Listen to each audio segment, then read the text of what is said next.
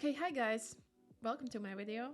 This is actually the second time me trying to make this because I was out of focus in the first try. So let's hope that this is in focus and you can actually see me, okay? Anyways, yeah, let's start, I guess. So yeah, this is basically how to become a QA tester, a step-by-step guide, how I would go about it, and or how I did actually go about it. Yeah, I hope this helps you out, and let's just jump right into it.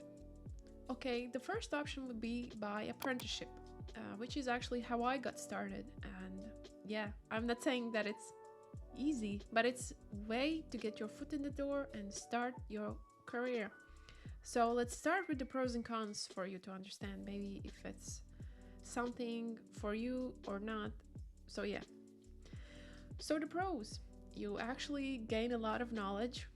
For me, for example, I didn't even know that testing existed before I started the apprenticeship, and I didn't actually know that I was going sort of in this direction at that time when I was, trying out. So yeah, I gained so much knowledge in the first 3 months that I was there. It really expanded my mind and to all the possibilities out there. Yeah, that is also you get technical skills and business skills. It's not just the testing itself, of course also that, but there's a lot of other areas where you could just learn so much and figure out if it's something you even want to do, continue to do. Then there is the fact that I know some people who have gone this way and did it without any degree, which means that you don't have any debt. But I know a lot of projects actually ask for you to have a degree. So if that is the case, later on you can actually go in this direction and get the degree while you're working. I'm not saying that this is 100% of the cases, but yeah, I know some people have gone this way. Yeah, then there's also the networking aspect. You get to network with a lot of different people in the company, and they may give you tips and tricks, and you can actually learn a lot from your colleagues in there. They may help you out later on if you're searching for a different job or something else. But yeah, networking is definitely one of the benefits. And then of course there's different growth opportunities. You can figure out if you even like it, if it's something you would like to do for how many years ahead, or if it's something else you would want to move into. And yeah, you can steer into different directions from QA. It's not just that, it's a variety of things you can do afterwards, or steer into. And then of course there's cons, which is well, I have only two of them that I could think of. Number one, usually you don't get paid, or you get paid very little, so it's hard for you to sustain yourself if you have rent and stuff like that. So if you're already living on your own, it may be very hard for you to take a cutback from the job you're working. But yeah, there's some options that you can actually do the apprenticeship for less hours, so maybe you can juggle that.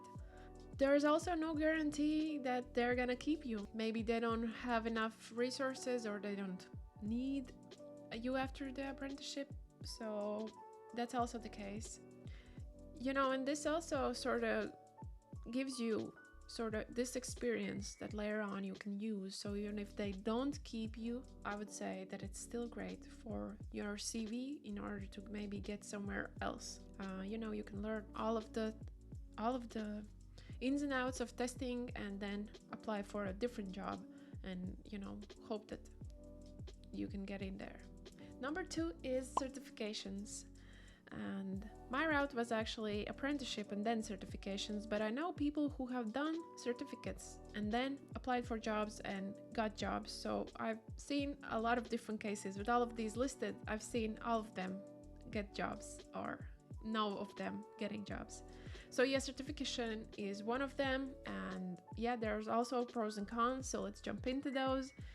So first pro is it shows dedication that you actually want to learn. And yeah, I wouldn't say that it's like necessity, but it shows dedication that you actually want to learn about the industry and grow and work on your skills. So yeah, that's the first. Then the price. The price, I wouldn't say, it's sort of listed in my pros and cons. The price, it's like $229 for the foundation level certificate. So I wouldn't say that it's a lot for certification in the certain industry. Then there's also the time. It can take you, a long time to learn or short time to learn. It really depends on you. The faster you do it, the faster you can get the certification, because you just apply, go do the exam, you got it, right? So it really depends on you. So I would say it's a pro, because you can do it in a week or you can do it in 3 months. It really depends on you as a person, how fast you can learn and how much time you have for that. Then yeah, let's jump into the cons. So by this point, if you're doing only the certification, you have really no experience. So that is sort of what usually companies are looking for someone who has experience, not only certification. I would say that this is sort of lacking in that area, because you know a lot of definitions, but no physical experience. Then the cost, as I mentioned previously, if you have a tight budget, maybe this is too much for you to get the certification. So I wouldn't say that this is necessary in order for you to get started, but it's something that can help you move in along the way. And then also, yeah, there's the limited value factor, which is you don't get physical experience. You just get the theory, and theory not always goes together with the practical part. I know this from experience. I have both certificates in foundation level and the advanced, so I know what theories they have on and how in real life it actually applies. So I would say it's a con for limited value, but yeah, it can help you, advance your career. But I would say this is something you should definitely do later on, because there's also companies that, cover your certification, so you can, if you start an apprenticeship, for example, you can get your certification maybe through the company. That is how other companies do it, how other people have gotten it. So yeah, maybe that is sort of a different route you could also take. But definitely I wouldn't recommend it as like the way to get your foot in the door, because you still need the physical experience that the job market is looking for. So then there's number 3, which is courses. Now, I've seen people get literally a job only by doing courses, without any degree, without any certificates, only courses.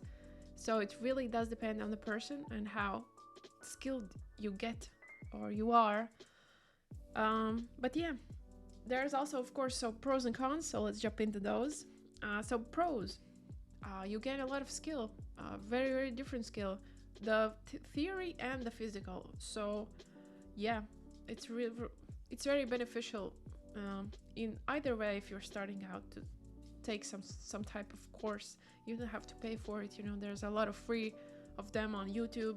And yeah, so then there's also the confidence and knowledge that you gain over time. You just become more confident with your skills, and you can apply them easier, and help out the project or the team easier. So that is definitely a pro. And then there's, of course, the flexibility. These days you can do it on your phone while you're commuting, or, do it while you're on a lunch break. So it's easy to continue growing your skills while you're out and about. Then there's also, of course, cons. Sometimes one of the cons is like cost. Depends what type of courses you're doing, but sometimes they can be costly. I know courses that go for thousands, and I know courses that go for $10. So it really depends. You should also do your due diligence if it's something that you will actually use and need, if it's something that will give you value in the long run, because a lot of them out there may not be the best suited for you. So do your research before you buy any of them. Then, of course, there is also time. Some of them are really time consuming, and they ask you to be to a certain place, certain times. So yeah, do your research if it's something you can actually manage and juggle. And then sometimes there's also limited value. There's a lot of courses out there now, and sometimes it's not enough for you to actually be confident in your skills to take on projects or go work for a client.